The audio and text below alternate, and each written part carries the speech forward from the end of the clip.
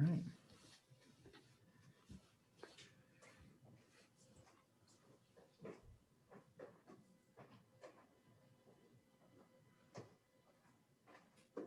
Okay.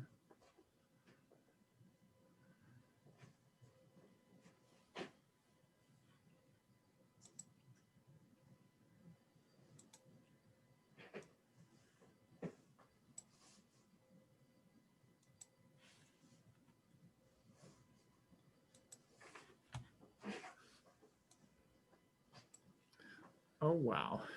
73 people.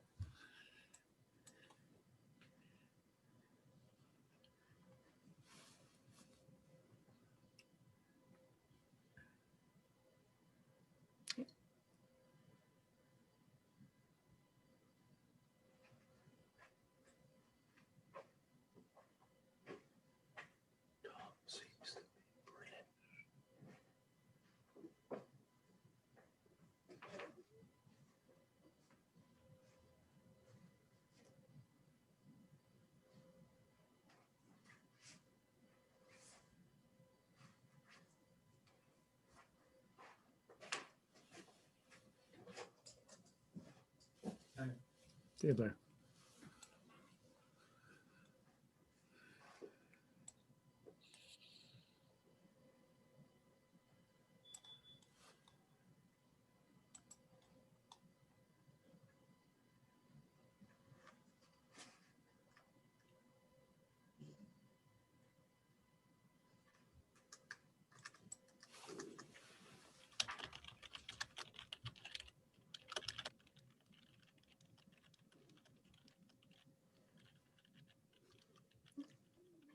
Good evening, and welcome to the British Empire Study Group.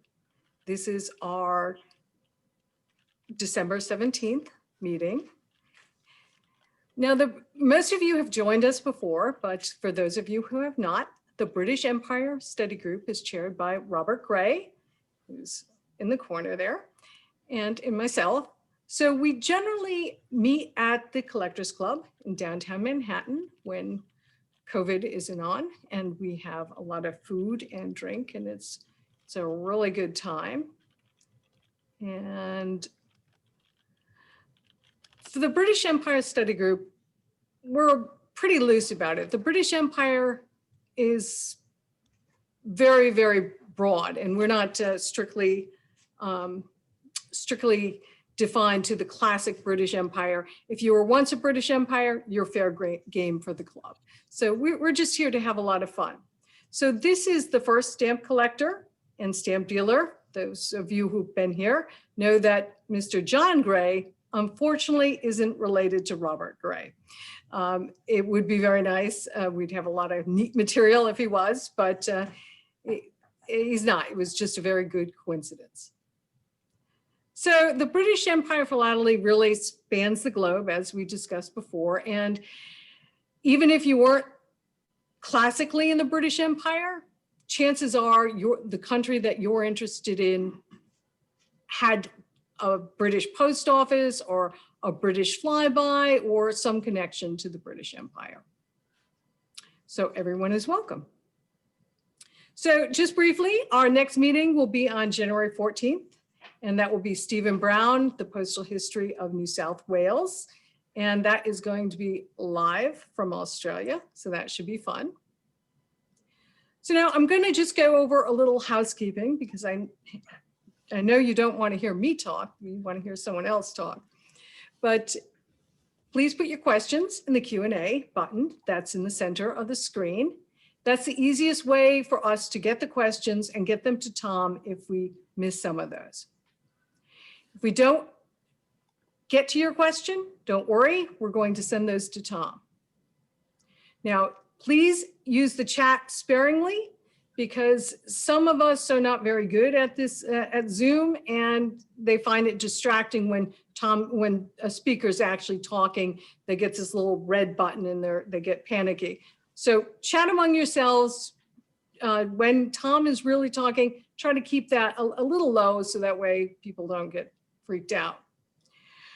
Following the presentation, we'll have the traditional social hour where we will bring you all over As you know, this is a Zoom webinar, so you are on mute and we can't really see you, but we're going to rectify that at the end, bring you over, and you'll have a chance to interact with everybody. So now tonight's speaker is Mr. Tom Droege, and he's going to talk about Stamp Auction Network, bringing in the next generation. And I am not going to give it away, but Tom is a great person. I personally, from our business, have dealt with Stamp Auction Network for, I think, as long as I could remember. And my memory goes back to when I met Keith, which is about 20 years ago. Stamp Auction Network has always featured prominently in our discussions, and Tom has always been very supportive, very innovative. And when we were thinking about, well, who to bring on this program, who would be great, Tom was probably one of the first people to come to mind, because he has done so much for philately. I'm not going to tell you all about Tom, because I'm going to let him tell you a little bit about himself. But I could tell you, I was very, very impressed with everything that he has done beyond Stamp Auction Network. And I'll give you a hint, he knows wine. So he's really a good person to know. So what I'm going to do right now is turn this over to Mr. Tom Droege. Well, thank you very much, Joan. So I really don't get invited to these things very often. And so I am glad to be here. And I know you guys really want to talk about stamps, not computers. But so my name's Tom Droege, and Droege is, we tell people it's Dutch German for ditch digger. My family comes from the Netherlands. And I'm going to start by telling you what I did as a kid, because at 63, oddly enough, I find myself returning to the things I did as a kid. And it's kind of odd, and I'll make this a little scintillating for you guys. I would like to start off with a confession. It's something I've never told anyone in my life. No one knows this. My wife doesn't know it. The only person who knows it is my co-conspirator. So I collected stamps when I was a kid. I got into about 4th grade. I collected US, my brother collected worldwide. And so we split the thing, and we would get approvals, and me and my brother did conspire to steal an entire package of approvals.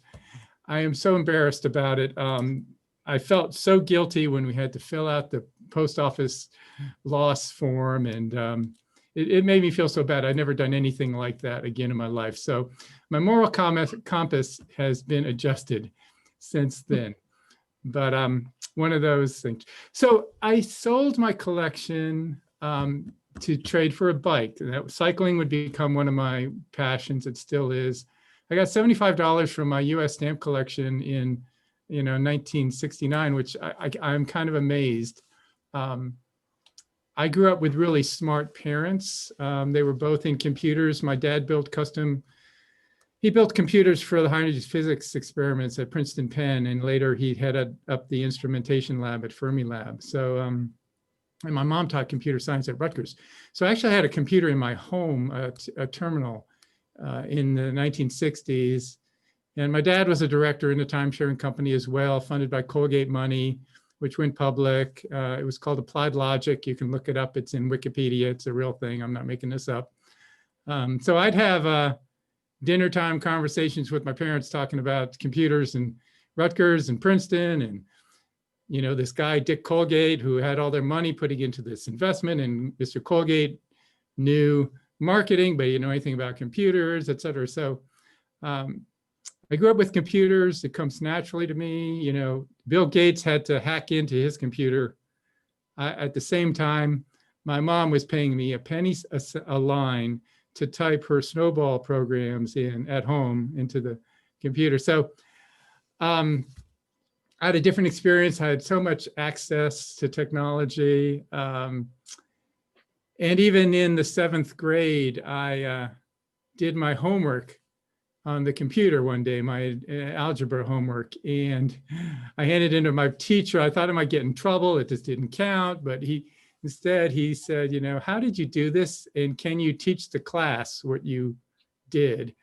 And so I got to teach my 7th grade algebra class a week, taught them basic programming. And in those days, it was not so cool to be the geeky kid, not for the girls. So I had to learn to hide my smartness. So I got into stamps much later in life. I think I must have been 35 or 40. I played volleyball at Illinois, where Robert and I both were Illinois graduates. When I moved to Durham, I played travel volleyball and started raising a family. And by the time we had 3 children, my wife said, "You're not spending all of your Saturdays playing volleyball anymore." So I looked around, I said, it was odd, instead of thinking like what to do with my family, I thought, well, what else am I gonna do with my free time now? So that's where I thought, well, I remember collecting stamps when I was a kid, and there was these things called auctions. I ought to look into that. And so that's what I did. That was around just the late 80s. So I had been working for Duke, building information systems, which are now called enterprise systems, by the way. And I built 25 systems at Duke, and they were marketed as the Duke software series. And I was up and coming in the research triangle doing a lot of things. And I'd written Duke's inventory and purchasing system, and it had a bid package component where they sent out all the stock, all the inventory to, Baxter Travenol and those guys. So I learned about, I had this bid understanding. And so while I was buying at auction and noticing that the auction houses could not give me like a custom price as realized, I started speaking to a number of them and asking like, what are they doing for computers? And I found out that their real need was this catalog production problem, and that they couldn't start writing up the sale until they'd closed consignments. So I had also been involved in on-demand database publishing. We published the Guide to Cardiac Pacemakers as a database. It was 2 volumes set bigger than 2 New York phone books, and we only printed them when someone ordered a single copy. So I knew how to do, automate databases and end up with the publishing process. So I approached some of the auction houses saying I could write this computer program for them. And, I think like Joan, this is a part she kind of didn't know about me. She knows of us from Stamp Auction Network, and many of the auction houses, of course, know me, but a lot of people don't know that we were the leading software provider for auction management software for the stamp auction houses. And then we ended up also writing a wine auction management system for both Sotheby's and Hart Davis Hart. But, we started with Michael Rogers, Keystone, David Phillips, Modern Stamps, Eric Jackson, Charles Furby. They were literally the first people to use our system. But soon we were also working for Shreve. We did Charles Shreve's very first auction. And funny story there is, in the testing of the system, we sold the first lot for some crazy price. We were just testing it out. So, but we forgot to undo what we'd done. So we went to sell the first lot, and it had been sold. And so there was a big little, fiasco there as I ran up there and helped them unsell it and then go around and turn it. But, we've worked for all the major players: Wolfers, Siegel, Harmers of London, Harmers of Switzerland, when Guido Corveri was there, Matthew Bennett, Harmers, Manning, a number of auction houses have used our backend system. So that just gets, all that is to say how Stamp Auction Network started. So we had a number of auction houses using our auction management system. And then 1994 came along. I was running something here in North Carolina called the Developers Competition, and had free access to the internet. So I suggested to all my auction clients that, look, you can create your catalogs, but we can also put them up on the internet. And no one really knew what that was or what that would mean. But I suggested we put them all up in one place, so everyone could go there and see all the auctions at the same place. Now, so that was initially called Stamp Auction Central. We changed our name to Stamp Auction Network when we added dynamic bidding, but there wasn't even a name for this kind of thing in those days. But what it's now called is a marketplace. So eBay is a marketplace. Amazon is a marketplace. At any place where you get together a large number of sellers that are selling the same kind of thing, and you get the benefit of what's called network effects. So network effects are when the entity gets better when more people use it, like a cell phone. Like a cell phone would never have taken off unless there were network effects. You got to have people to buy it and use it. And then when you have people to buy it and use it, then it just starts going exponentially. We did that for free. We had to do it for free for a number of years, probably 2 or 3 years before people would see the potential. In 2001, we added dynamic bidding, so bidders could actually place their bids and see the impact of their bids. So they could be bidding against an opening price and see when their bid was registered, how much they were buying the lot for. We did live bidding 2000, and I thought we were the first. I was so sure that we were first, but it turns out we were not the first by a month. Our first live auction was held in 2000 when we helped with Nutmeg Stamp Auctions, and Andrew Levitt did a major Civil War sale. And that was in June. Turns out David Feldman had done a sale just a month before that, same year, June. But I have collected stamps since. I put together a pretty decent collection of Colombians on cover, which I sold at Shreve's a while back. And then I turned to something less expensive. And I ended up being kind of one of the experts on the Exporta issue. So I actually found a $5,000 Exporta cover, the only bionic bull on cover. That's another story. But it is it's a cover of, someone here should know, the Royal Society at the last big exhibition had a stamp of the year for every year. And the cover that was submitted for the Bionic Bull was the stamp cover of the year for 1976 at the Royal, I don't know what they called it, but you guys should know because you're all the British Empire collectors. So that's enough. I'd like to share my screen. I'm going to walk you through Stamp Auction Network, and I hope to not be too boring showing you Stamp Auction Network, but here it is. So the idea is that Stamp Auction Network is one place, one stop for stamp auctions. So at Stamp Auction Network, I'm not logged in. So if I go over here and go to membership and I hit register, you'll see here's where you sign up, and here's all the auction firms worldwide that are at Stamp Auction Network. So we've got North America, US and Canada. And then over here, we've got Australia, China, Germany, England, Spain, Europe, et cetera. So over the years, we've offered sales in over 200 different auction houses, and we're constantly adding new ones. So the site is designed to make it easy to bid with as many auction houses as possible. And we represent about 400 million worldwide each year, which is, probably 95% of the industry. So basically what we are catalogs. So catalogs with online images. And now, with COVID, more and more auction houses are producing videos for their collection lots. So we've seen even some dramatic changes this year. So if, for instance, you're sitting here at Stamp Auction Network and you go over here to the Sparks auction, right? I'm in the live internet bidding. I just click on this link.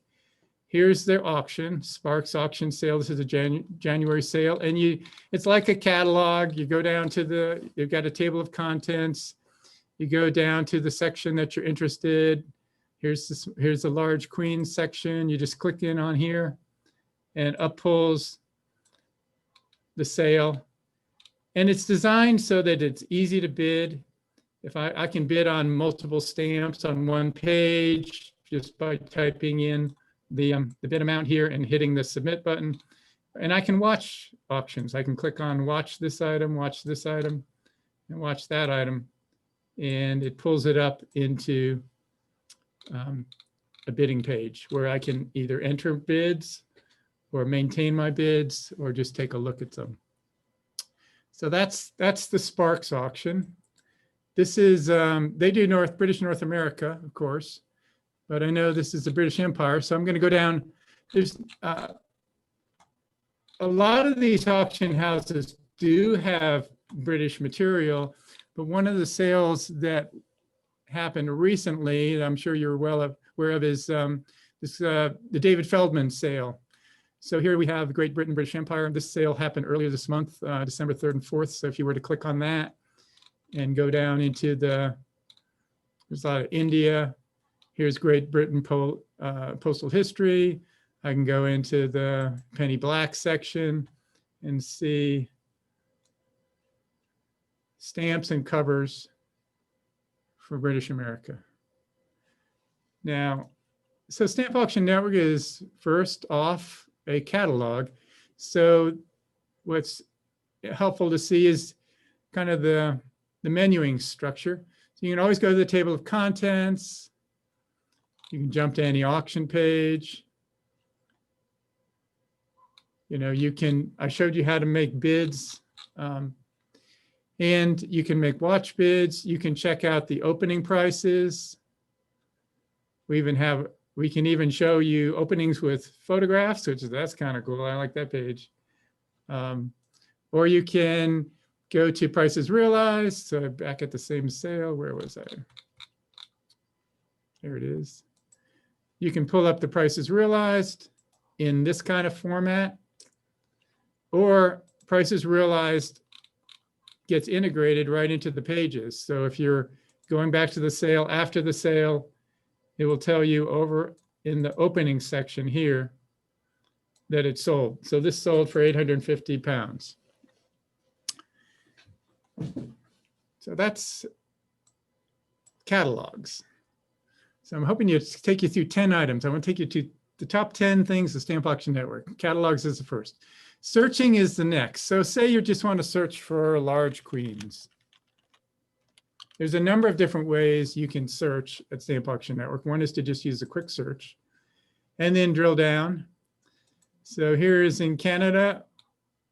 Everyone categorizes their stuff a little differently.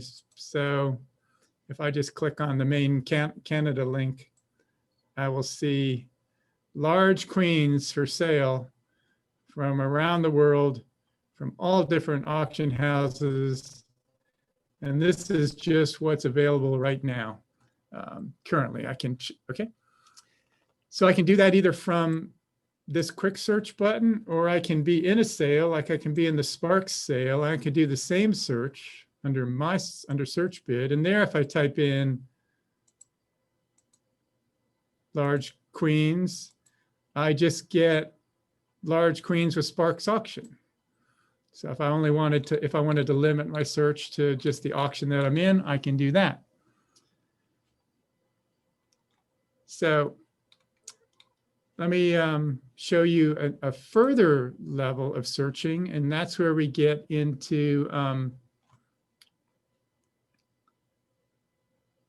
I want to take you. So this my search button, search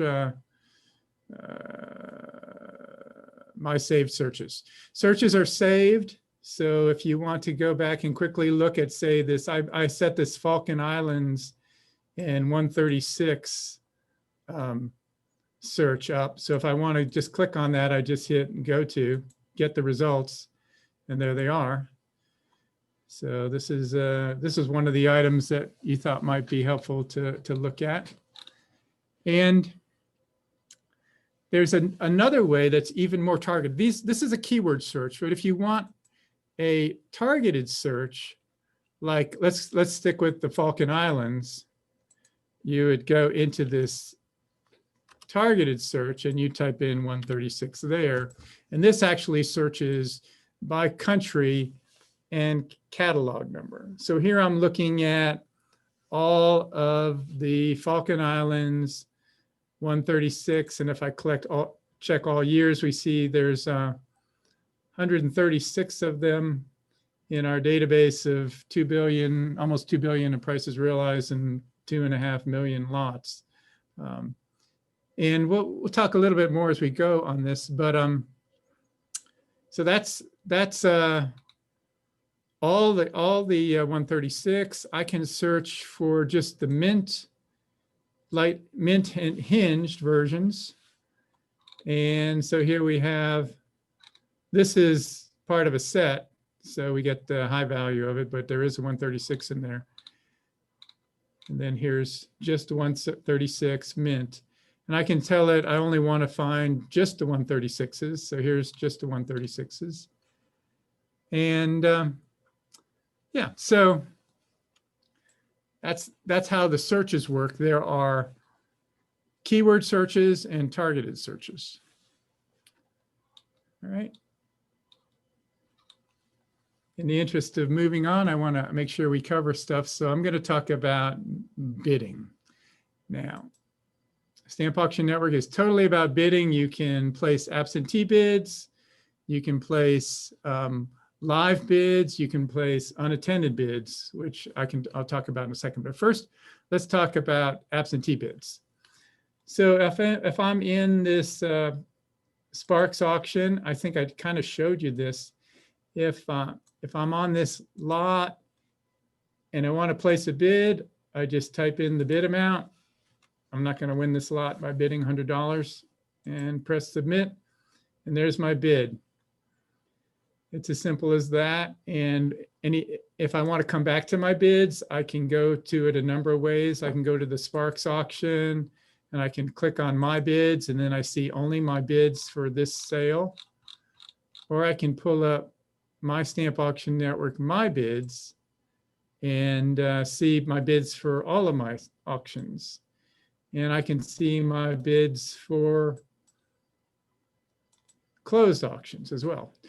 So that's absentee bidding, placing bids in the auction prior to the auction and getting openings. Now, I will say, you know, there's been a major change with COVID, and that more and more auction companies have switched to live bidding. We used to have 6 or 10 live auctions going on at a time. We now have 25. At the beginning of December, we had 25 different live auctions scheduled.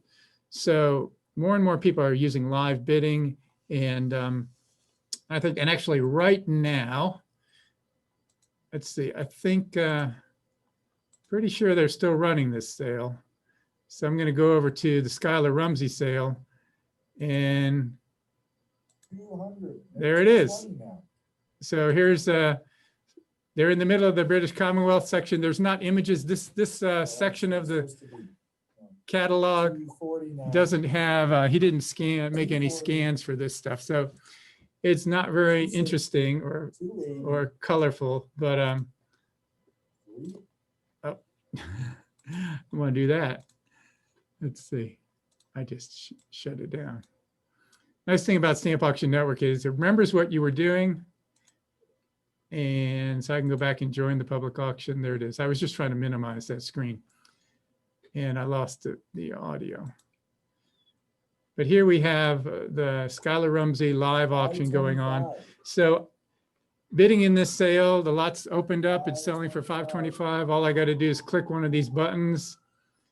The Stamp Auction Network live bidding option allows you to bid multiple increments ahead. And there's some other features that you have that enable you to do what we call unattended bidding. So I'm going to turn this off because it's a little distracting to me. But staying on the conversation about bidding, you can bid before the sale. You can set up watch bids, you can bid during the sale, and you can also place the equivalent of what would be considered kind of an agent bid, although we don't call it agent bidding anymore. We call it unattended live bidding. So what this gives me the opportunity to do is place a bid ahead of time and allow Stamp Auction Network to place that bid for me. The bid is placed in your name, and the auctioneer can see your bid as they open up the lot. But the advantage to placing a bid live is that the auctioneer doesn't have your bid on the book before they start the sale. So if most people would not give their bids to the book, the auction house often does not know where to start the lot. So by keeping your bids private, it works for the bidder. So here I've set up, so in the Rumsey sale, let's see, I have some apps. These are some lots that are coming up in the sale that I thought were kind of interesting. I'm not bidding on any of these actually, but if I wanted to do this absentee bidding, I would just place my bid here. And when the lot came up, Stamp Auction Network would bid for me.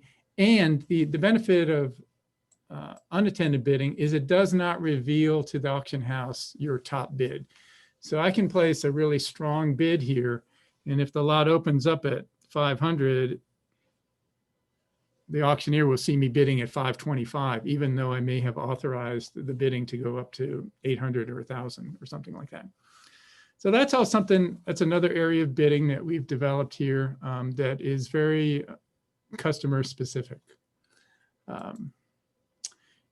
So let me move on to prices realized. That was the thing that really started me on this whole journey. My desire to be able to know immediately after an auction, did I win the lot for just the lots that I bid on? I didn't really want to go through the whole custom prices, the prices realized printout.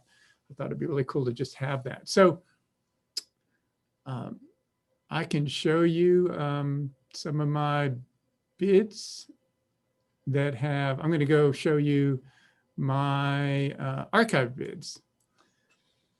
So here's bids that I placed in 2019. And as you see on each lot, I can see whether I won it or not. And I did not win any of these lots. This was kind of messing around. In 2020, I actually bid on some material that, again, I wasn't actually bidding on any of this stuff. But this lot right here, I did win. So here, this 2-cent Lake Parcel Post QTA is a lot I won. And when I show you another area of my purchases, I'll show you more. But here I have a lot of bids that I did not win. But it gives me sort of a custom prices realized. So I can look in here on my bids and I can see that lot sold for $40,000, that lot sold for $1,600 without all in one simple place to just go grab it.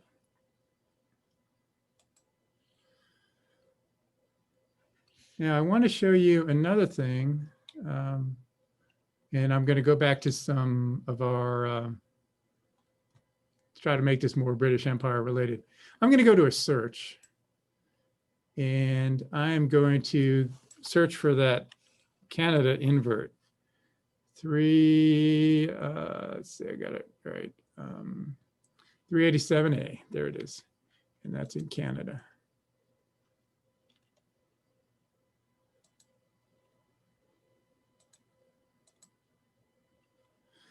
Now, one of the things that you can do when you search is quickly add it to your want list. So I'm going to search for 387A, and I'm going to look for it in a used condition. And here's all the 387As that have ever sold at Stamp Auction Network. There's 15 used copies in our database. There's a couple open lots, actually. There's one open lot that's for sale by Vance. But if I didn't find something, I can just click the want list button. And what this does is it puts it on my want list. So I've got something called my want list, and this is where I collect what I'm looking for. So I've already put in a used 387A and a mint never hinged. So the benefit about this is it'll show you, you'll get an email whenever one of these items comes up for sale. But it's also quick and handy, so you can go into this and you don't have to, it remembers your searches. So I can go in here and say, what were those 67 mint never hinged 387As, and it pops them all up. And the other thing I'm going to throw at you right now is something we call Provenance, which is basically a census. So if I click on this link, it's going to show me the 64 different 387A mint never hinged that have been offered at Stamp Auction Network. And some of these specific stamps have actually been offered more than once. So it's a census of 64 different example stamps.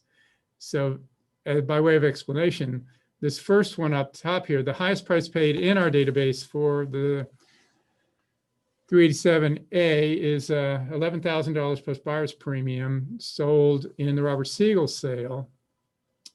And this very same stamp also sold in the Kelleher sale in 2016. So this stamp sold in 2010 for $11,000, also sold for in 2016 at this price. So this is a census with built-in kind of provenance. So you can see like this particular stamp, and they're all matched up by the image recognition tools that we've developed. So these three example stamps here that I'm showing you are the very same stamp, and it has been offered several different times.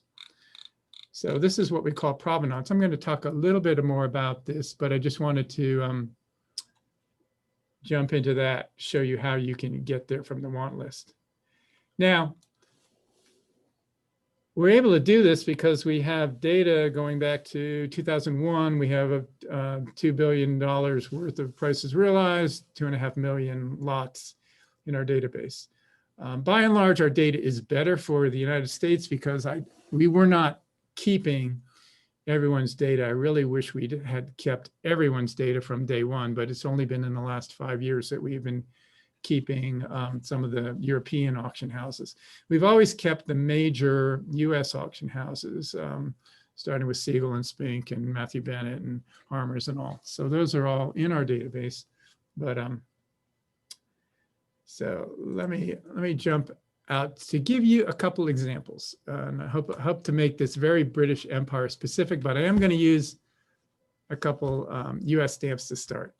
So I'm going to go to United States 97, and I'm going to look at a used stamp because this is a really good example of actually how this works out. So and then I'm going to go into the census. Hopefully, here we go. So here's a good example. United States 97. We have 388 examples of this stamp as sold, and that represents 196 different stamps, exact examples. So here we have the personal record for US 97 used stamp. This is the one that's sold for the most in our database. And here's 2 other times that stamp sold. And the reason this is good is this particular example is good because we have a lot of matches in this particular database. So here we see the number 3 record and also where it's sold. Even down here further on, we've got more matches. So it's cool to find a stamp and to see it come up for auction. You can see how much that exact same stamp sold, not a similar 95 or similar 98, but the exact same stamp. So I gave an example with US, and this also has the potential to show you some pretty interesting things. I'm going to do another search. I'm going to look for the high value of the Colombians, 245 US used. And here's something I think very interesting that this census tool reveals. So the highest price paid for a used $5 Colombian is $11,500. That was back in 2012. So that stamp resurfaced in a European auction house in just last year, where I guess maybe they didn't really know what they had, because they really didn't describe it very well. But this is the very same stamp. It mentions the same cert. If you click on the image, you can see that it's the very same stamp. This stamp, someone bought this at a legitimate steal price to get it for that price. So let's show you how this works out with some British Empire stamps. And okay, so let's go back to the Falkland Islands. I'm going to go back to the Falkland Islands. And I'm going to go to that 136A. I'm just going to do 136. Now we don't have quite as much British Commonwealth as we do US, but we do have quite a bit. And let's go to the census. So here for the mint, it's not Never Hinge. This is the mint one. This is the highest price paid for Falkland Islands 136 mint. And you see, we do have a couple matches where we've seen the same stamp come up for auction. But in this case, these are all different 136s. None of these match up. Let's see, I can go to the used version and go to the census. And it messed me up. Let me go back to the, go do it from here. I should have done it from there. Again, these are all different examples, and I don't have enough coverage to go back 20 years to match up historically, although I do for one of these. So let's go look at the Falkland Islands. Let's see, there was a used one. I think it's, I should have written this down. Okay. Let me go to a different, I think it was 137 and it was used. Okay. Have we go to census there? That's the cover. Let's go to 138 and look at the used. This is a rare stamp used, right? I think we're all. And the thing about this is that when you can pull all the auction descriptions together on a particular stamp, you just learn so much more about the issue itself, all in one place. A lot of education and knowledge comes from reading auction descriptions. So here is several different auction houses describing the 138 used. And, you know, quite a few of them mention how difficult it is to find this stamp used. Now here we have the same stamp, the same used stamp offered 2 different times, once at Harmer-Shaw and once at Colonial Stamp. And I think that's the only match we have. But there aren't that many of these guys. So you can do this for any stamp. Let's do another one. Great Britain. I want to pick out Great Britain. Let me do the 137. I'm going to do the 137, Stanley Gibbons 137. We're going to look at the used again. So here's a stamp where we have 187 of them. And again, not too many offerings of the same stamp more than once, but certainly here you have in one place a census on the Great Britain 137 used. So far, you know, we've done over 50,000 different stamps. So we have a censuses like this on 50,000 different stamps in all their different formats. So pretty useful, I think, if you want to educate yourself on what a stamp is,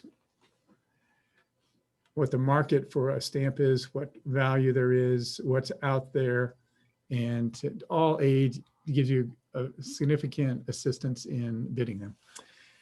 So enough for that. I want to keep going down my top 10 things at Stamp Auction Network, and I want to show you my purchases. So it also keeps track of what you bought. So I can go to my SAN and go down to my Stamp Auction Network purchases. And as a way of testing out this tool, I have actually been buying some stamps and looking for really great stamps that somehow go under the radar and sell for prices that are pretty good. I mean, I know we have a condition rarity period that we have to take into consideration, but you have all the information. So here's a, let me find the one. Okay, this is one I really like. This is the, it's a used 6-cent banknote that had sold for $2,600 back in 2009. This came back up to market at Cherrystone's sale. And the thing about this, I don't think many people knew that this particular stamp was, you know, the best used stamp on this issue. There's a lot of great, this particular stamp has a lot of great cancels. It's really a good example to find interesting cancels. But this north-south shaking hands cancel is at the top of the list in terms of its market value. This wasn't, I didn't buy the very best one, but this is the #2 on the list. And it's just a great stamp. You know, I learned more about this stamp by doing some searching on how many times this cancel has been used on other stamps. And it's not even a very common cancel. I mean, and this is the highest denomination stamp that this cancel was used on. So all these kind of things you can get to. So that's my purchases. And let's see, 6:47. So I was told 45 minutes. I'm close to finishing up. I just wanted to sort of talk about statistics. I mentioned that, let me, I don't think I had a, yeah. We represent 95% of the worldwide market. There's 30,000 registrants at Stamp Auction Network.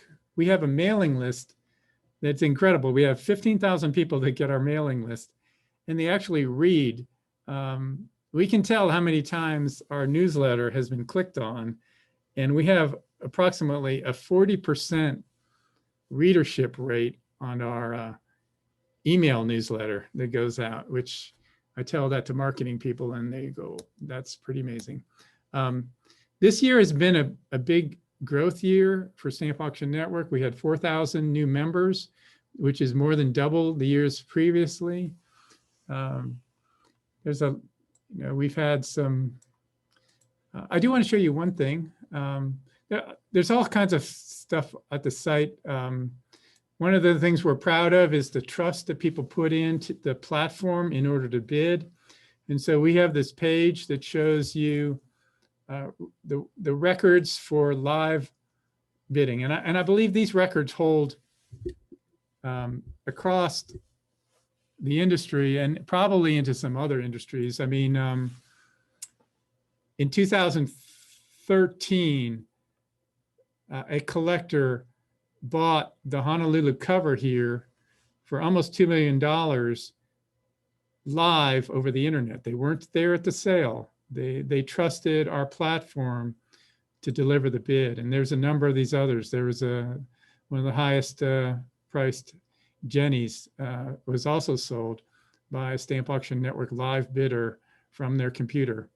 So these are all the top prices paid by Stamp Auction Network live bidders. So that just is an example of the trust that people put in the platform. And so we have a lot of statistics at the side. You can go find them at our, if you go through our different networks, through our different menuing items.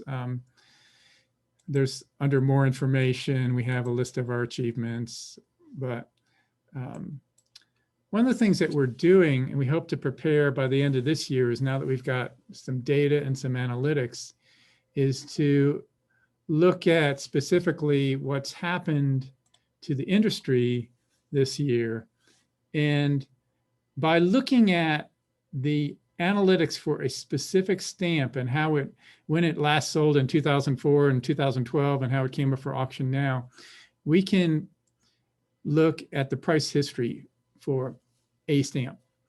And then we can take that information and look at how many stamps that go on the market are beating their personal records and how strong is the industry. And we hope to be able to report on that in the end of the year. But so far it looks good. I mean, there's a number of stamps that are selling higher than their, 2006 to 2014 range. There's a lot of stamps that are selling at less that too, but there's a significant amount of stamps that are selling at their own personal records.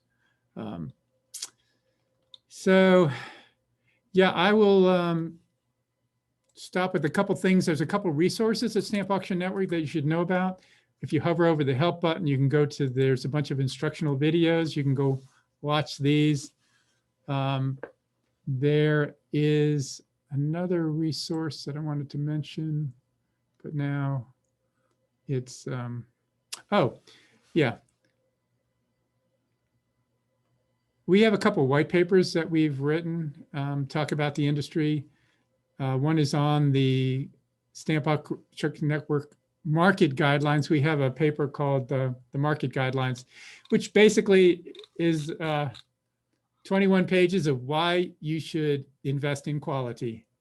And so we talk about the market, and if you want to maintain, it has kind of an investment angle, which I understand is frowned upon in a number of ways. But I guess what I'm saying here is if you are going to spend significant money on stamps, you ought to have some understanding of what you're going to get out of those stamps when you go to sell them. And then we also have a paper on what we call our provenance and censuses. So that's off of here. And it's basically our idea. Why can't every stamp have provenance? Why can't you look at pull up a census for, the common everyday US 97 or any of these other stamps and have market information about that stamp. And yeah, so, for the future, I think everyone has their perceptions on how to keep Stamp Auction Network vibrant and sustainable in the future. And I applaud everyone. I think everyone should be in a lane, figuring out what I'm gonna stop sharing my screen. But I think, everyone should have a lane that they get into, whether you're helping kids collect stamps or stamp clubs or whatever. It all works together for good. Everyone needs to find their lane in this conversation. For me, the lane that I'm in and my contribution is using data.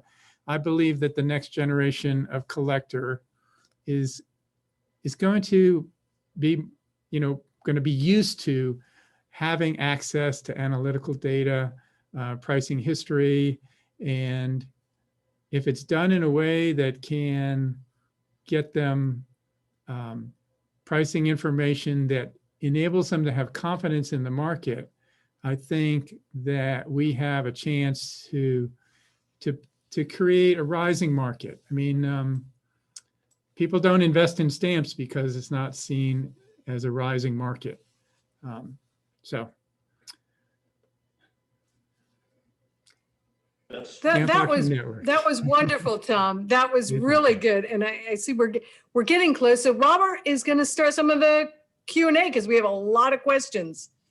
Okay. We had several questions regarding Stanley Gibbons versus Scott. Is the database, can you use Stanley Gibbons numbers? Because most British Empire stuff, of course, is going to be, the serious collector is going to be using Stanley Gibbons. And can you cross-reference these on your Yeah, so we've taken the step of in our database, we standardize on the catalog that's most used by that collecting base. So for the entire British Empire, we use Stanley Gibbons as a primary search. We use Scott for US and Canada, and France will be Evert, and yeah. So I mean, our belief is that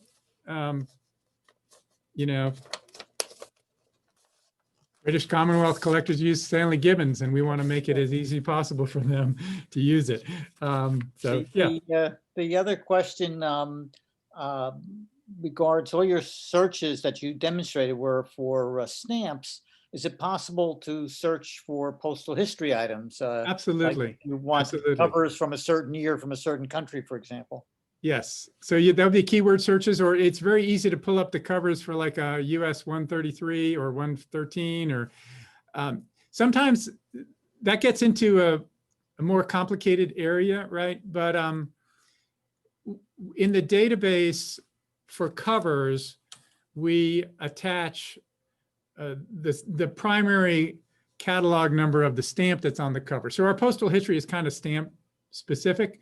However, you can use your keyword search for anything. So if you want to search retaliatory covers, you can just type in retaliatory at the keyword and you pull them all up.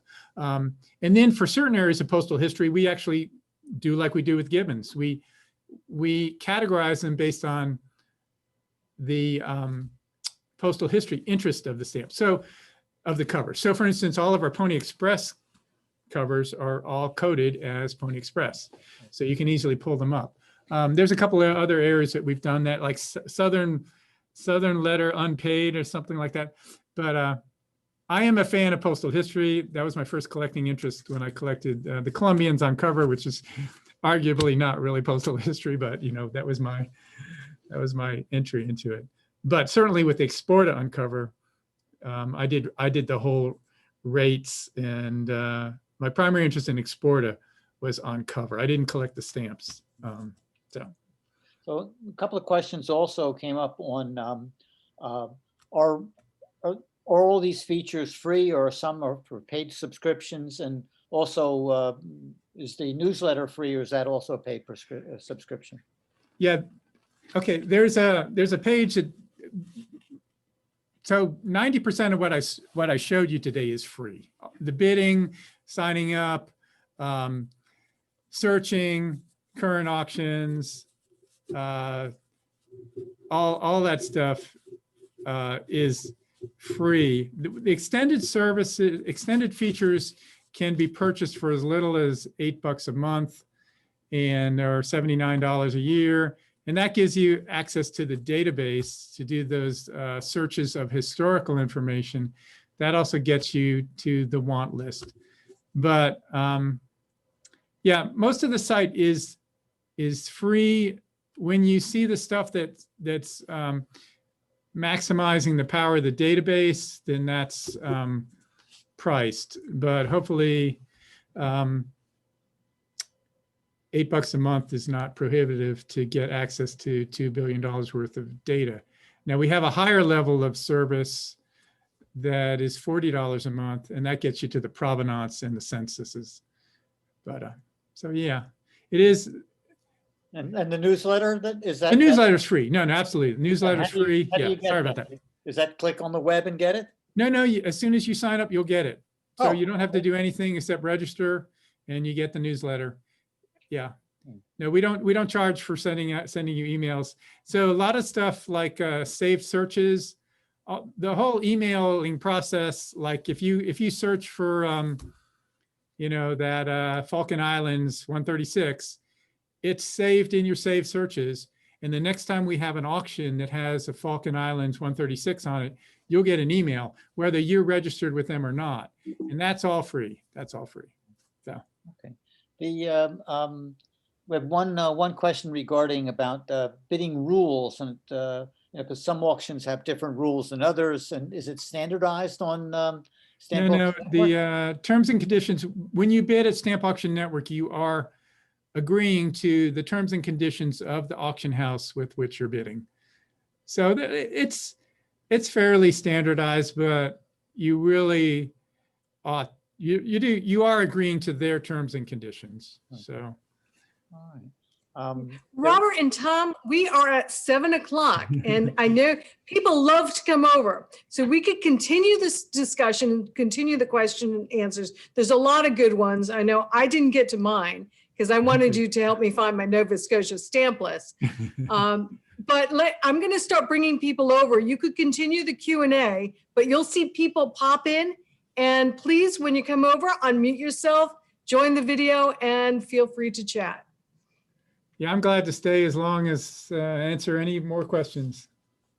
It was a great talk. Great talk. Thank you, Jen. So again, I'm going to start bringing people over. Someone wanted to know, can you retract your bid? So retracting, you can retract a bid on the live auction, but retraction is one of those. We don't let you retract an absentee bid, because that would be, if you were able to do that, you could easily determining the opening price on any lot. You just put in bids until you find out what it's selling for, and then you retract your lot.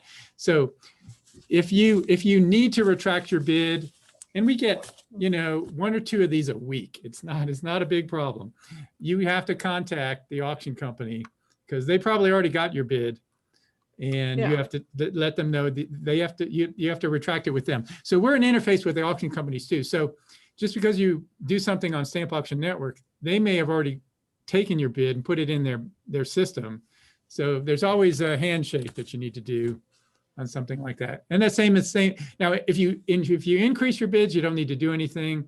But if you need to retract your bids, you do need to let the auction house know. Okay. I think there's a couple. Someone asked, how do you protect the data also? Like the bidder's information. Like I assume you asked for credit cards and things like that. Well, so we don't take credit cards at Stamp Auction Network. We don't have none of your personal information. We don't have we don't have any of your identity information. We don't have your date of birth. We have your address, but we don't have your license. None of that. No birthday. So your interaction with the auction house is based on the credit references that you give, and they generally require that you list stamp auction companies that you've done business with or stamp dealers. And then most auction houses will approve you, but some require references. Only a small handful go to the trouble of checking your references. Did I get all of that answer? Was there's a piece of that question I missed, Joan? No, it's in the Q&A. So I think that was, Yeah. If the person's here, they could elaborate. So, okay, so feel free to unmute yourself and talk to, ask your questions. Hi, Tom. David Sachs in Memphis. Good to see you. Merry Christmas, Happy New Year, Happy Hanukkah. It's great to finally meet you, and thank you, Collectors Club and Joan. It's great to see you tonight as well. Okay. Tom, I wanted to ask you, as an individual collector, just somebody, who just a collector, a Yeah. single. If you don't want to necessarily represent your collection with an auction house, is it possible for an individual to work with Stamp Auction Network to market their collection, or would they necessarily have to affiliate with a? Yeah. So Stamp One of the Auction auction- Network is only for auction companies. So I see. you can't do that. However, there have been collectors who have started auction businesses in order to sell their collection, like the Brigham sales, for instance. That's interesting. So if Like your Ron collection Berger. is worth, $1 million and you want to, you have to be a legitimate auction house. But we have done that. We have helped Right. people become auction companies and sell their collection. But Well, it you're would so be much like- better it'd off be like consigning doing, to an auction house. Right. Well, it'd be like a FISBO for a homeowner, like a FIS, like a for sale by owner for a homeowner. Yeah, If- yeah, yeah. We've chosen not to navigate into that space. Well, I applaud you. Congratulations. Magnificent site. Bravo. Thank you much. Thank you very much. Fabulous. Hi, Tom. It's Paul Barker from Toronto. How you doing? Hey, Paul. Yeah, nice good to to meet see you. Yeah, yeah. Yeah, I just wanted to tell everyone that I use Stamp Auction Network, and I can tell you it's I don't know what I would do without it now. It allows me to bid on every single stamp auction company without having to attend physically like I used to. And I can always check the provenance of stamps and see what they've sold for, so I know where I need to bid. It's just a great service. So yeah, thanks, Tom, for creating it, because I swear by it, and it's very useful. Thank you, Paul. Paul is what I call an early adapter. Under any technology, there's always the early group that jump in and see the potential. And Paul's one of the early. It's hard to explain provenance and censuses and how it can help you and how this data will make a difference for a collector. But Yeah, and I remember trying to sell you Azure, and you said, I'm already there, Paul. And now I realize you're a computer expert. I'm trying to sell to a computer expert. that's all right. That's okay. I tried. Yeah. And the site's secure, everyone. Azure is very secure. Yeah. And speedy. But Yes. we're gonna pay for more performance too. But yeah, Oh, it's been a real blessing to move it to Azure and Yeah. If you ever do need help, let me know. okay. Tom, I wanted to compliment you, whoever designed this, on the font. I'm looking at it, Oh, text, and some of it very small, and it's all crisp. well, So thank whoever you. chose that font really shows well. Yeah, I'd have to dig into my, it's all just the setting in my, the, whatever it's called, cascading style sheet. So yeah. It's I'm not also- Garamond, but it's one of those other similar fonts. Also, in terms of, if I went in as a first-time buyer, in other words, I don't have any history. Uh-huh. How does that work? Like I say, most auction houses will approve you. So what you ought to do, so what you don't want to do is click on every single auction house, because then they think you're just, that's the giveaway for someone that's finding auction houses that they can buy stamps from, and then they'll get shipped on credit. So, I mean, I'd be glad to help you with that. Depending on your collecting interest, you kind of, when you first register, you ought to sign up with auction houses, 3 or 4 or 5 or 6 auction houses that carry the kind of material you're interested in. And most of them will approve you right off the bat. And then, if, as you develop a purchasing history with auction houses, you can, but right now at the site, there isn't anyone that wouldn't approve you right off the bat, from what I can tell. So. Yeah. No, usually I think what happens is one, like for me, I wait to see who else I play chicken. Well, who's going to prove that guy first? And as soon as I get one approval, Yeah. everyone gets approved. For the benefit of the auction houses, we do have a way of weeding out the fraudulent Oh, yeah. So if you don't pay your bills, you will get dinged. And if you commit like outright fraud, like, give them A a fellow really in bad Ohio. credit card, you get put on the naughty list, and then you won't get approved. But and don't take that too seriously. Some people get upset if they're dinged by certain auction companies. And Alphabomb's no longer on the site, but we used to get people that would get dinged by Alphabomb for returning too many lots because they weren't as described. And so, when someone else goes and looks at that, it's all taken into consideration. If you got a ding from Alphabomb, they just know that you are you are probably a smart collector. So Well, I probably, maybe through PayPal, but I would link it to my checking account. So, no, it's not credit. Tommy, nobody wants to see your bank account or your credit card number on that. No, that's my PayPal is there. That's what PayPal is for. My last question is, I'm interested in some especially perfins. Is that showing up in on your site? Or Yeah, just do a search for perfins. Yep, keyword search. Just type in perfins. You'll get a bunch. Cool. It does basically a Google expanded text search on the entire database. So anything you type in there is gonna find more hits than you want. So on the right, They're both, yeah. Hello, Tom, if I might ask you, I'm sorry, go ahead. I heard someone else there. Go ahead, please. I have a question. Does your database ever turn up forgeries or forged postmarks or other types of problems? Yep, absolutely. And oftentimes the auction company will disclose that. And then there's a couple instances in the in that white paper that I described. I mean, that's kind of the super benefit of the provenance, because we match stamps up based on their images. And it's actually really powerful that we can match up stamps.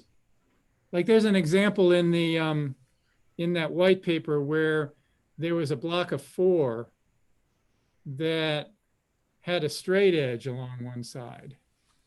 And then it showed up later all perforated. But the recognition software was able to connect those 2 images, even though they weren't exactly the same. So and there's also examples where, we got stamps with, a fraudulent, there's a fraudulent blue cancellation on a pictorial, on 90-cent pictorial out there. And so it does reveal that kind of stuff. And it's not the claim of the auction house. What is the extent of your indemnity in the event of a fraud or misrepresentation for the site? You must certainly protect yourself against that. You sign a disclaimer. We do not warrant anything. So if you use the site, check our terms and conditions. You're not buying the stamps from us. We're representing the auction house. Mm-hmm. It really has, you have to go to the terms and conditions of the auction house.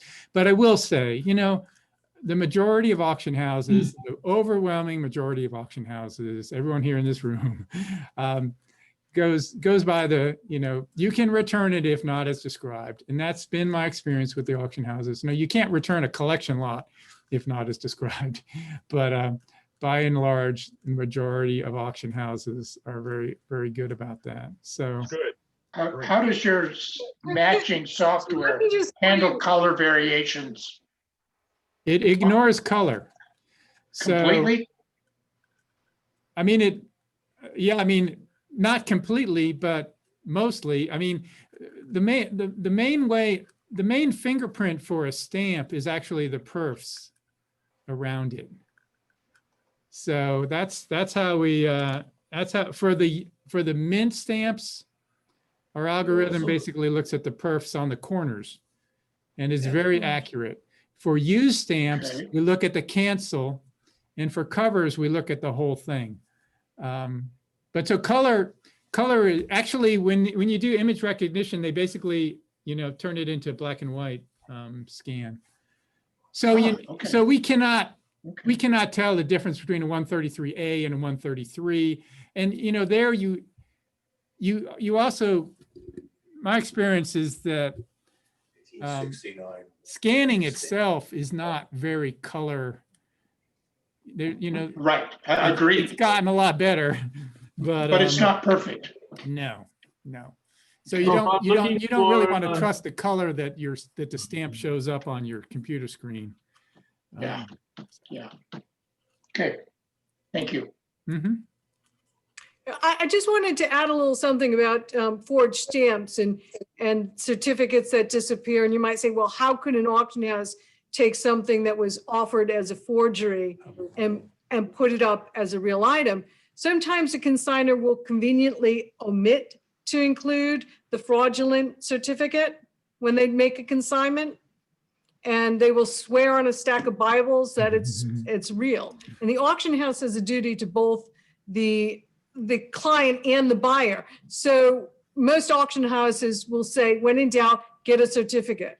So you just put it on extension if it's of value and get a certificate. And if it's bad, then the consignor usually pays the certificate cost, not you. So I was hoping to be able to say something about that precise item, but I can't. But watch for news in the next 3 to 6 months from Stamp Auction Network, because we may have kind of a groundbreaking answer. I'd like to add something on that. I've been collecting since I was 9 years old. I've been working with you and Stamp Auction Network, and I've bought from your charity, and I think it's fantastic. Yeah. You're a great bicyclist. Recognize you. I'm a go-kart guy. But anyway, in my opinion, I've been writing some articles on dead countries, and I've been writing for the Buffalo Stamp Club and a few things like that. But my collection has gotten very, very, very good. And I don't think that a sane person would buy something over $1,000 without a certificate anyway. I mean, if you're looking for a deal, it's like I'm an old Polak, and if it's too good to be true, it's too good to be true. Yeah. If you want to take a chance, that's fine. I mean, some of the overprints, Zaire and things like that are crazy to buy without a certificate in the thousands of dollars. Yeah. So buyer beware, in my opinion. I don't think that people that are our age that have been doing this a long time should know better, is what I'm saying. Yeah. And that was one of the great things with Stamp Auction Network is you used to only have the print catalog or a PDF version of the catalog. So as a buyer, you have to say, well, yeah, I got a certificate, but you could never really read the certificate. As soon as SAN came about, I could scan, you could scan loads of photos, including the certificate. And I think that's really a service to the bidders, that they could actually see what they would if they came in person. And I think that's very important now that it's very hard to go and see these lots in person. Right. Yeah. Yeah, and that was, Stamp Auction Network was fantastic with that. Was like, wow, we could show all these pictures to people. That was incredible.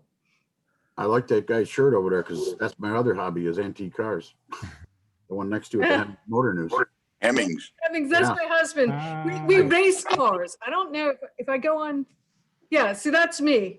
SCCA racing? That's a VSCCA. That's my, it's a MG.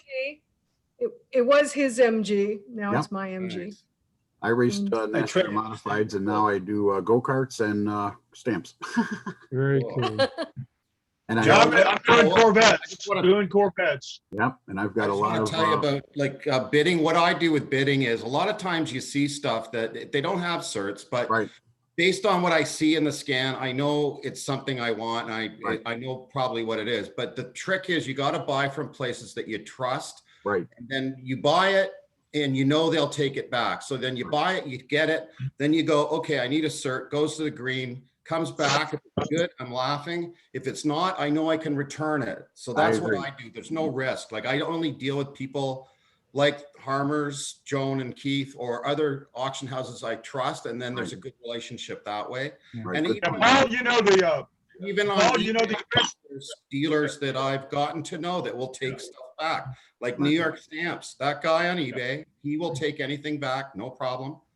And so that's the way I do it, and I don't get burned. So Good Yeah, the point. sad thing is that the offensive scandal soured a lot of people. They've had a hard time recovering from that still to this day, believe it or not. what? Offensa. Tom, I got one. Keith Harmer. Yeah, hey, Keith. It's your provenance scanning. Sometimes you'll see a description of like a ubiquitous thing like a 5 cent 47, good old red brown. Seem to be a ton of them out in the market in the last couple of months, but you have a nice margin copy. It's described in one auction as having a thin, it's a margin copy, on the extreme edge of the margin.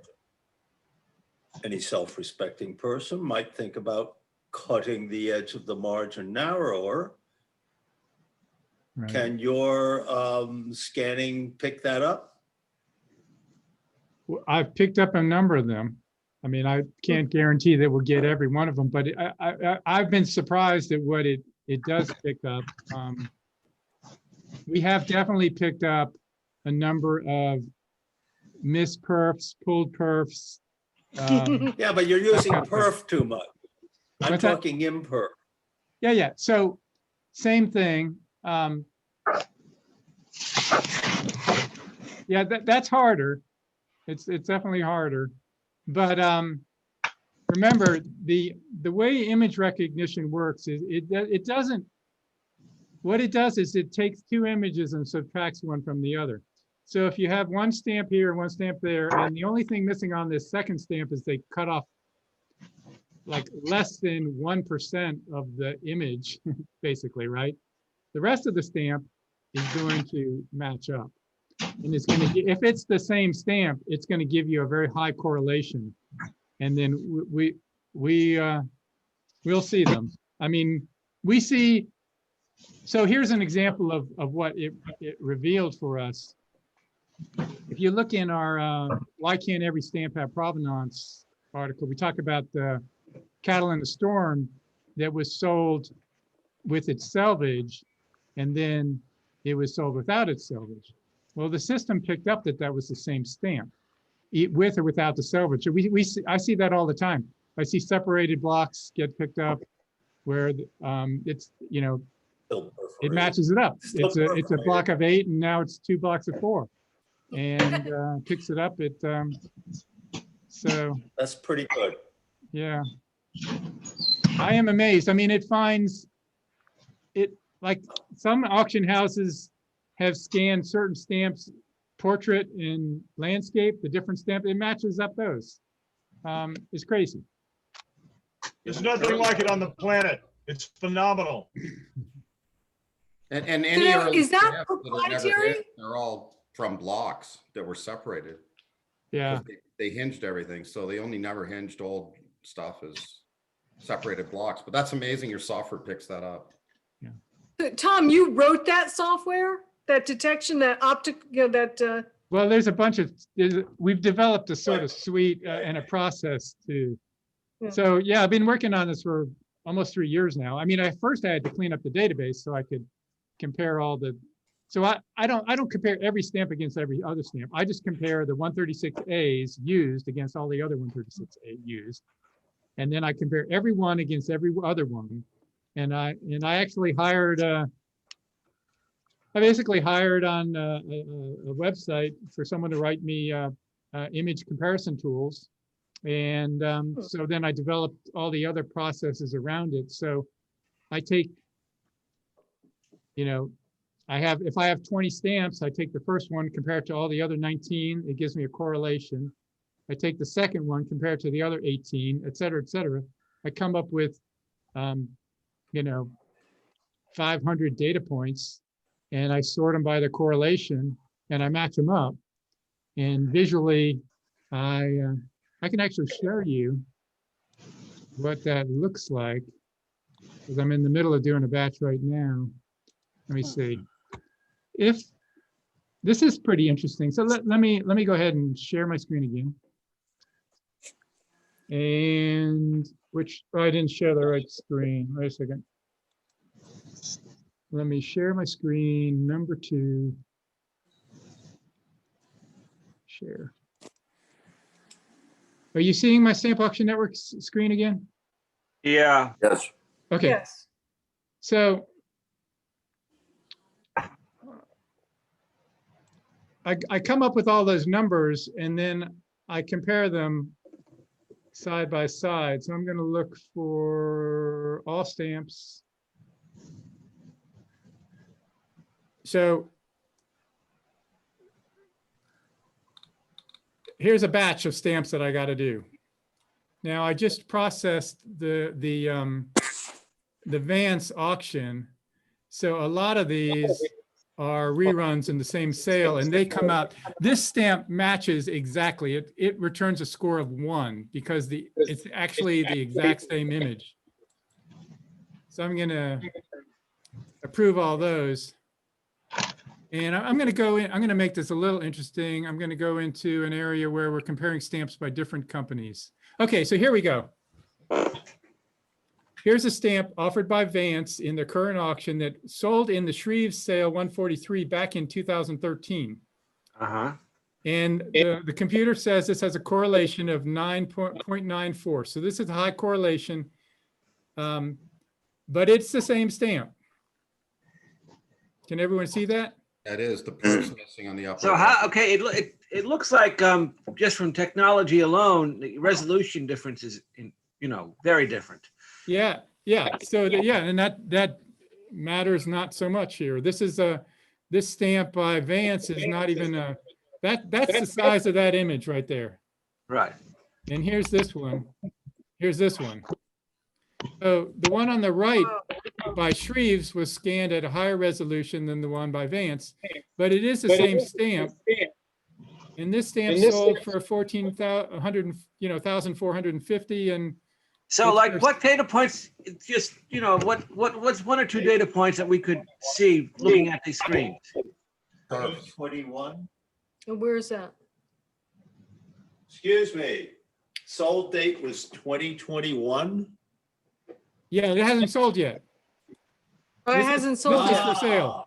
This is in All right, the now- February sale.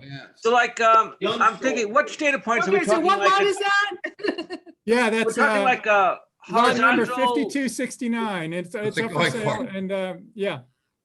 We're talking like horizontally, it's got, measurements horizontally. No. So the way image recognition works is the image is just they actually subtract one image from another. It's a mathematical. They're not measuring the perfs but actually the way this is the algorithm that's used to calculate the correlation for this. It's a mint stamp. So what I had my designer do, he just looks at the 4 corners of the stamp. Right. He just looks at the perforation pattern on the 4 corners of the stamp, and he ignores everything else. He goes in about 2 perfs, and it's high. It's very accurate. I can see the match now. Now that Yeah. But you look at it, it's the same stamp. So yeah, now here's especially like another- there's a slightly distinct thing. Yeah, up top here in the upper left right corner and upper right corner. Those little tabs are distinctive, very close to each other. Yep. So I look at this stuff all day long, and so you notice like on this one, it has that little the top corner, and then the perf to the left of it is very distinctive with that just tiny little nib out of that perf. But that's over here on the same one. It's yeah. So here's a cover, and it has a high correlation, and it's now here's something that these stamps I really can't do anything with. This France stamp, that at some point in time they started getting really good at putting the perfs on the stamp exactly all the way around the stamp.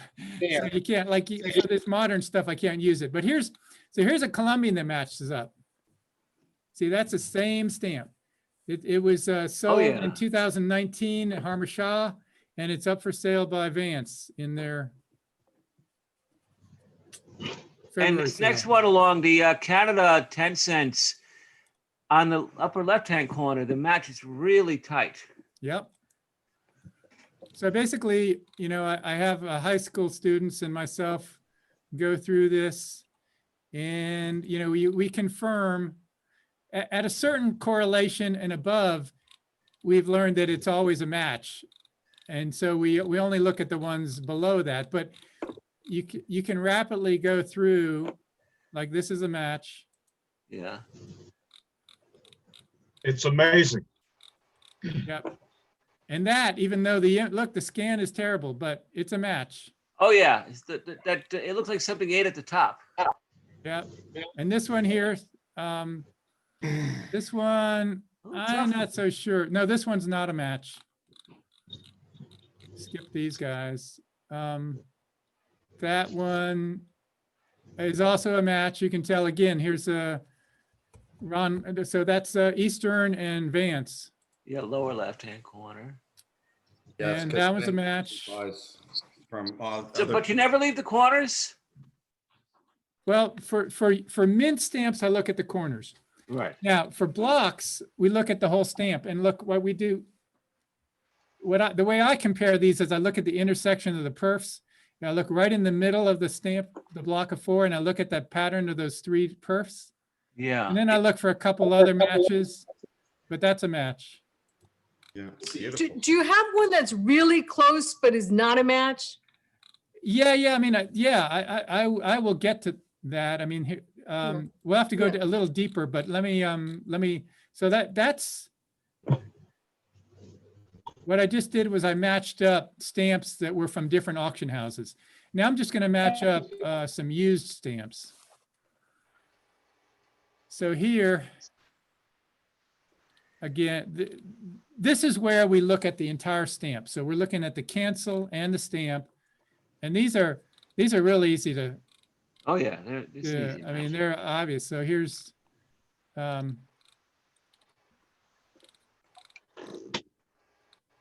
Here, yeah.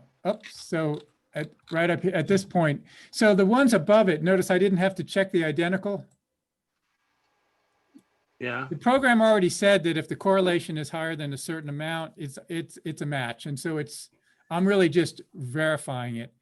But then as I get down here, the cover is identical. This stamp is identical. This revenue stamp, the trick on the revenue stamp is just look at the serial number. But now here, okay, so here is a Colombian, used Colombian, and that's the same stamp. It's easy with, again, this is Canada.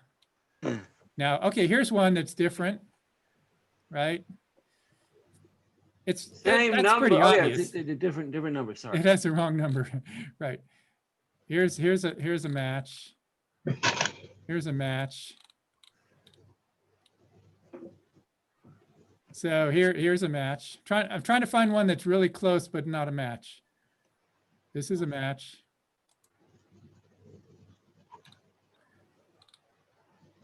So the purpose of this is to really identify, really the top quality stamps. But here, that's okay, obviously not a match. That isn't a match. Yeah, there you go. Yeah, that one. And this one's not, but this one is. No, this one is. This is a match. Could you hold on that Newfoundland? You see that, Keith? That's a match. Wait a minute, hold on. It's clearly a match because you got the bars, and right over here in the left edge, it looks like the same, almost writing. Yeah. Are you talking about Newfoundland? Yeah. Match. Wait, hold on. Oh. Here's a match. This is a match. Wait.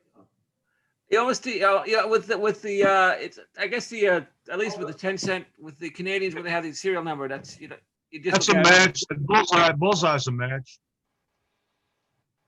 Tom, what's the highest value stamp you've ever sold on Stamp Auction Network? This one, this doesn't look like a match That at was all. that because Honolulu cover for 1.9 million. This one Oh does my not look like a God, match at that's all the because missionary, the that's missionary. a clear, Wow. Okay, how about this one? So this is kind of close, but I would say, No. no, No. it's not. It's not the same. You got that little, No, it looks close. Oh, no, it doesn't have the yeah, thing. at the yeah, it's bottom. not a match. No. Hey, Tom, can I ask you, No, have you incorporated translation features into the site yet? Yes, there's a Google Translate button, so you can translate it in any language, and you can translate the German auction houses into English, and yeah, Match. it works pretty good. Thank you. Not be a match. But so what the yeah, match establishes is that this stamp, the older stamp, was sold at that auction house and they're the same stamp. So this is the same stamp being resold. yeah, I mean, with with some consideration there. And now It was you also- reported sold. You also bring in history into account because it might have been sold 20 years ago, but you know, the authenticate, you know, whoever did the certificate, well, it turns out got something wrong. Right. I'm gonna try to stamp the fool him. All right? And also with certification, right? If somebody at an auction house makes enough mistakes, do you end up going back and looking at their other work just to make sure? That's not in my pay grade. I don't Okay, sorry have about enough that. margin in my life to do that. I mean, I'm doing this as it is. I probably shouldn't be doing this. Too good at this. So Tom, since Siegel has gone off your network, you continue to get their prices? Yeah, we are talking with Scott, and it's not totally out of the realm of possibilities that he may come back. I mean, we have a conversation going. Hopefully he will. Now, what are your what are your standards for modern stamps? As you said, you mentioned earlier that they're a little tougher to match. What are my standards for what? I'm sorry? The modern stamps. You're saying that with the perforate, where they get nailed down to Oh, perforation. yeah. I don't, you know, when it comes to, like, I think we saw some on this. There's no sense in doing that, honestly. I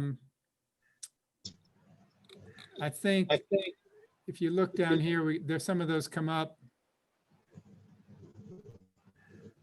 like that. I'm not, you know, they all look the same. At some point, they got the perforation machines down so that even the very corners of the stamp, and the Europeans seem to have done this better than anyone too, but yeah. So, but here, it does work for covers. So if I look at, if I want to look, generally I process these in, this was flagged as a cover, so I got to fix that one. It's not a, Tom, that feature by matching the perforations, it might also aid in detecting washed cancellations as well. Yeah. I mean, it absolutely will. Mm-hmm. That's magnificent. Can detect forgeries or with that. So Tom, it looks like you could probably put this up as a philatelic game. I need to. I need to monetize it. Who wants to do the matching? Yeah. That's a good idea, John.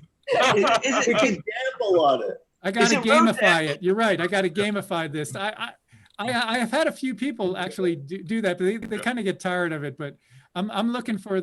I've had some people make significant contributions to the database, helping me clean it up. And if it's in your own best interest, I love to talk to people who you know, see it as a benefit to themselves to help me clean up the database, because you learn so much about stamps by you can do a swipe left and swipe right on this, you know. Yep, I definitely see a game here. What is that? Opposed to Candy Crush, this will be Candy Crush for stamp collection. Ask Tom to tell you the rights to the game. Tom, in our next sale, we have a lot of fancy US fancy cancels. I've got a cover in there that's a dead ringer for another cover. Okay. Because some of them were a little bit mass produced. So I'm gonna try to isolate it. I gotta find it again, isolate it out and send it down to you with the two images, and don't cheat, and see if your machine can pick it up. Well, I can do that. So this is how the thing works. If you post it at your website, if you posted 2 images at your website and give me the URLs for each of those images, I can do the comparison for you. Okay, just, you have to wait because I'm still scanning, so, and it's only me. So yeah. So what happens if what this is a web service that takes 2 images and returns a correlation. And that's what we threw up there, and there it is. So that's a 0.655. Took 162 milliseconds to compare those 2 images, and that is so cool. You know, this is a similar way I used to do work with a company, and we tried to locate hidden bombs under the sand. We did the same type of analysis with the differential, multiple differential equations which is really cool. And I was there with Bob Markovitz, right? And Bob and I were pushing them. Could you do exactly what you're doing now? Could we just do this with stamps? But you did it. This is great. We're here. So, okay, is it rude to ask? Has the program ever been fooled? Well, yes and no. I mean, the program doesn't do anything more than give you a score. So it tells you how similar, it gives you a correlation number between those 2 images.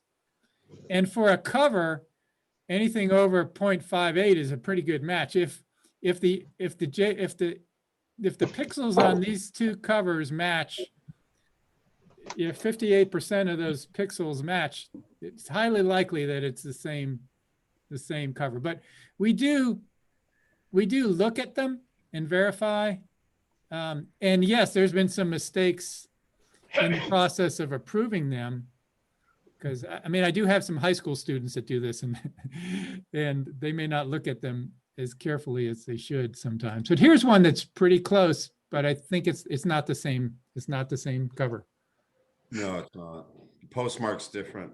Yeah. On the yellow. Tom, do you have any plans perhaps to incorporate an identification feature that would allow the user to upload an image, and based on the image that's uploaded, it would identify everything within the database? Have you incorporated anything like that at this time?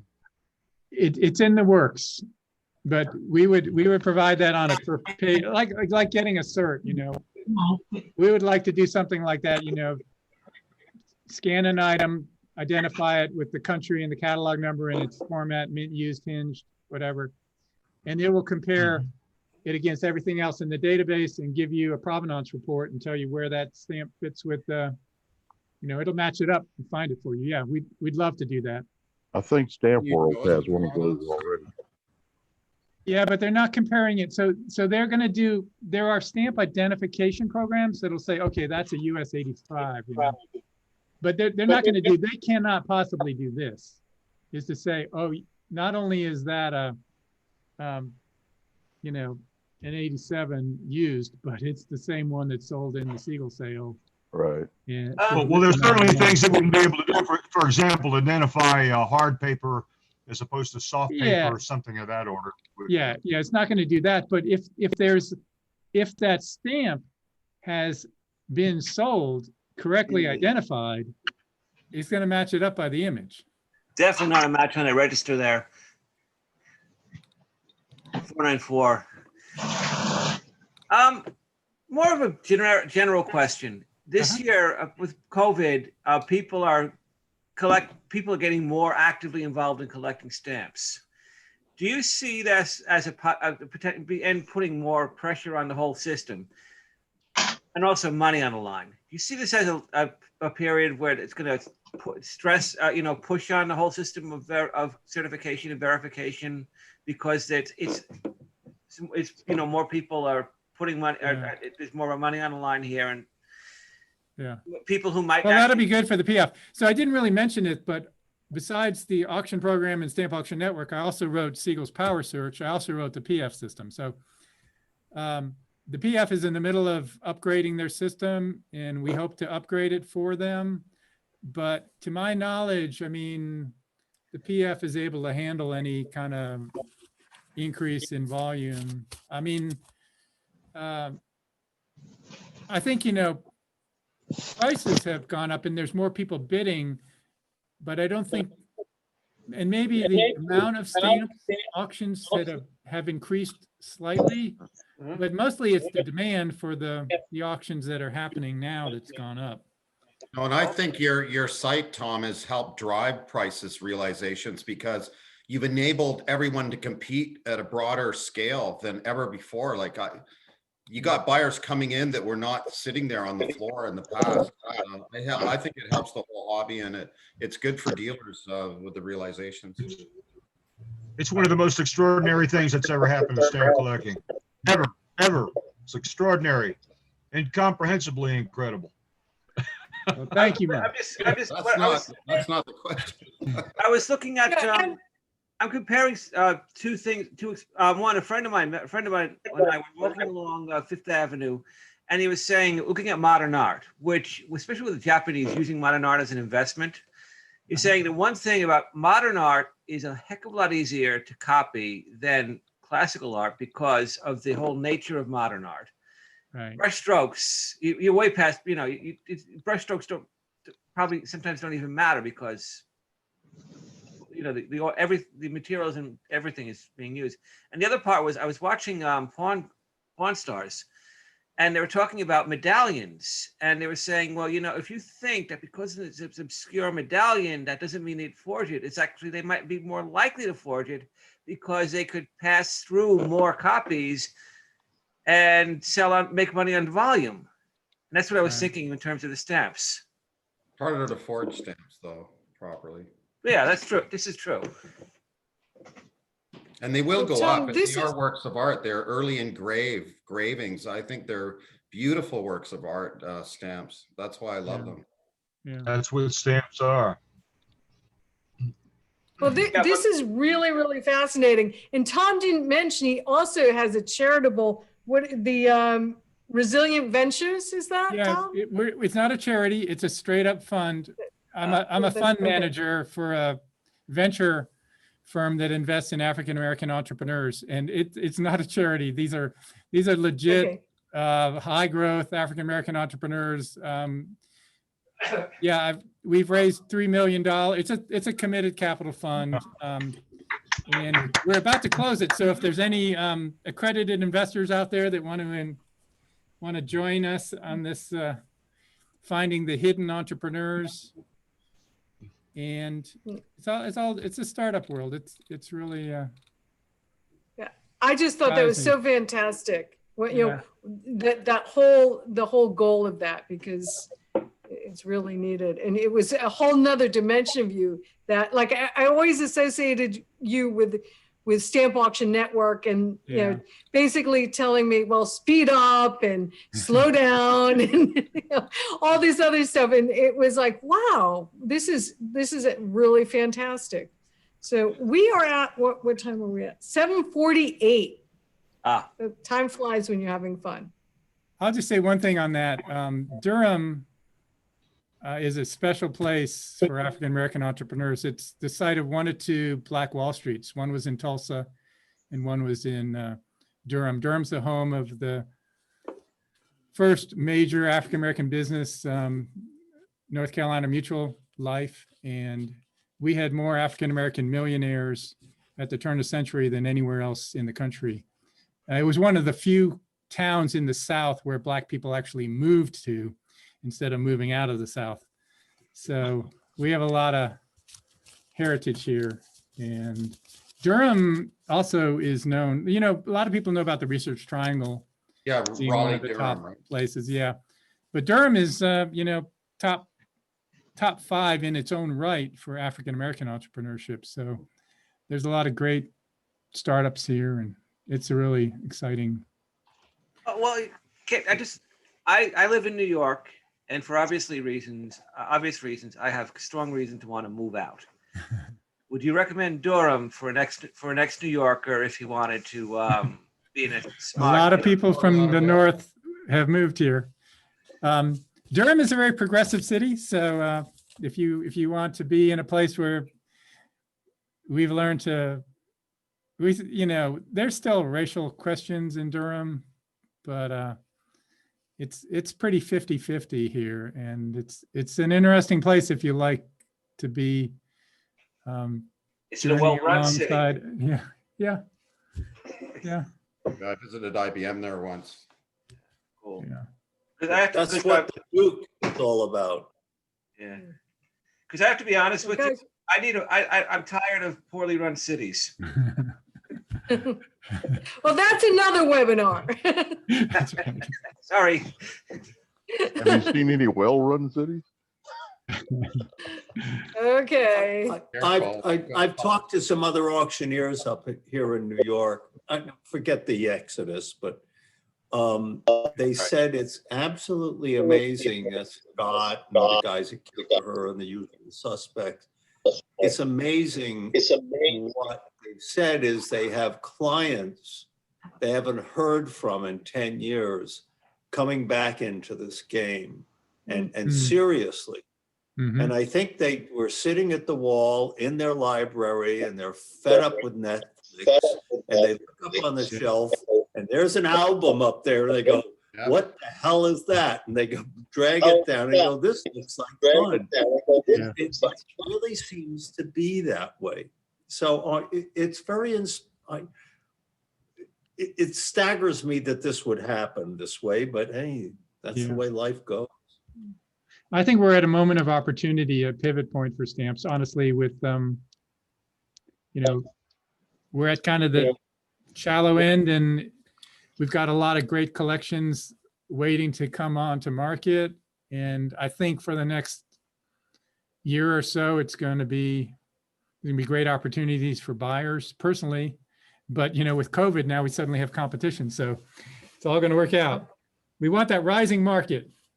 Yeah, we want to drive demand among the youth too, to get the next generation going. Yeah. Somehow. Well, I think what Tom's doing here with the data analytics is going to be really helpful for the young people because they don't have their father, they don't have this big tutelage that they go through with stamps, but they do know data and they do know the internet. It's ubiquitous. Yeah, they know the internet. Yeah. So you're right. It's going to create demand that way. Yeah. Tom, there are no words to describe the service you've done to the hobby. None. I'm sorry. Go ahead, Joe. I like the fact that marketing to universities, Tom, about stamp collecting and stuff. I don't know. Just some ideas. Well, let me. I think all the auction houses are going to keep Tom busy.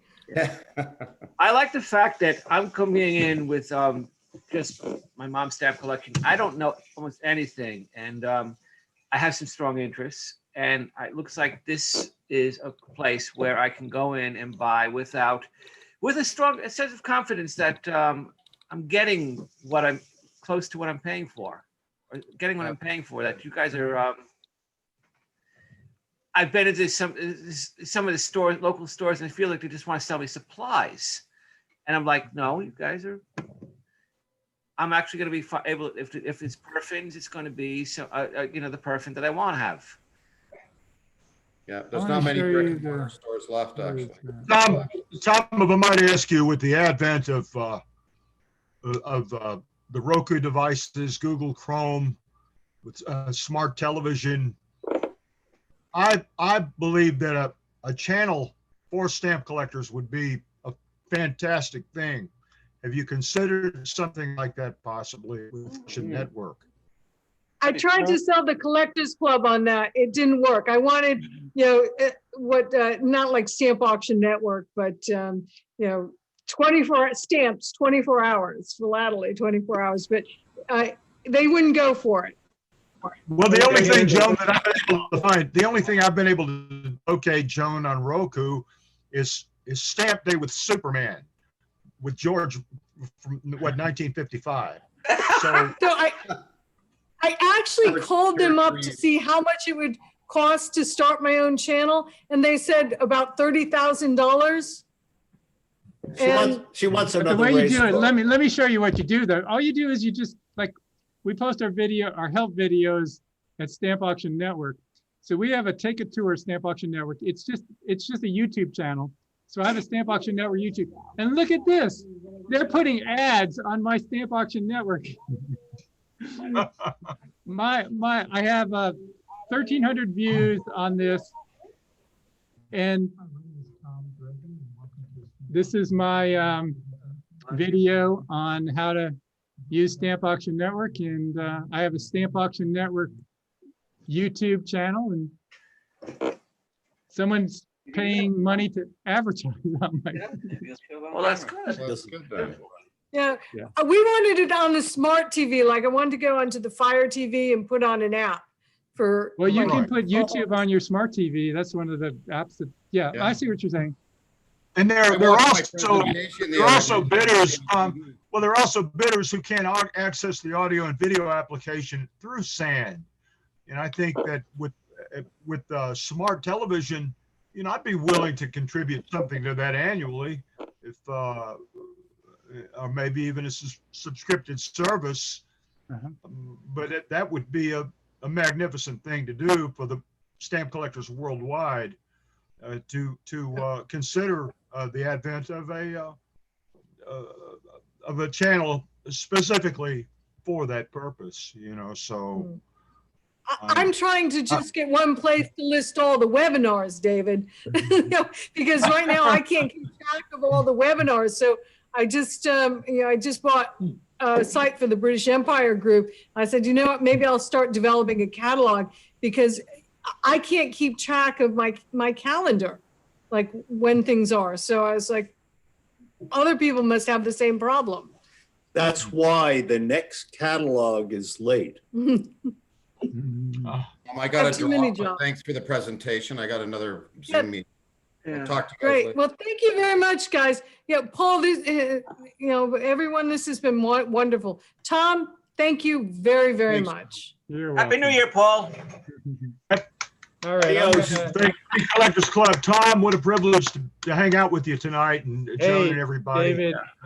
Nice to meet you. David, this is the British Empire Study Group. I'll talk to you offline about. Well, and since this won't happen again until after the New Year, Merry Christmas and Happy New Year, everybody. Merry Christmas, Happy New Year, Happy Hanukkah, everybody. Happy Hanukkah, everyone. Thanks, Tom. It was very informative. Thanks, Tom. Thank you. I'm listening from Thank you, Tom. Magnificent. Bravo. Good night, everybody. Good. Merry Christmas to everybody. Y'all have a happy holiday. Well, good night. It's the dog's chicken.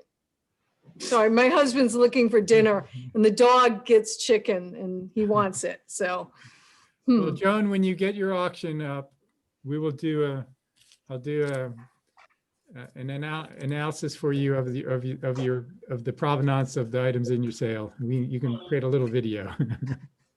Oh, that would be.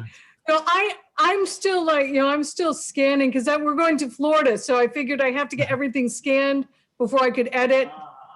So, for people who don't know, Keith does everything old fashioned. So he handwrites everything else. Anyway. Go there. Yeah. Anyway, this is Keith under the bus. No, it's great. So I have a lot of fun doing the sessions and the webinars. I think it's so good that you could bring a lot of information to people. So yeah. And by the way, my email address is located at the top of the website. So you just go to the help button up there, and if you want to get a hold of me, my phone number and my email is there, public, for anyone to get with me at any time. And this has been a pleasure. Like I said, I I actually don't get invited to these kind of things very often. Often they don't want to do a commercial presentation at a stamp club, but so I appreciate the time you spent with me. Well, to me, I think it's informative. I mean, it's a tool, and I didn't look at it as really when I talked to you about it, it was like it's a tool that everyone uses. Yeah. And the more people who know about how to use it, I think the better. So I think that, you know, I don't put that deep line in it. Okay. Well, good. Well, I'm going to thank you say again. goodbye. Thank you much. Okay, goodbye. Bye now. Thank you very much, guys. Good night, Mike. Night, Good Glenn. night. Bye-bye. Goodbye. Okay. Okay, guys, I'm going to end this. Thank you very much. Have a nice night. Thank you. Thank you, Mike.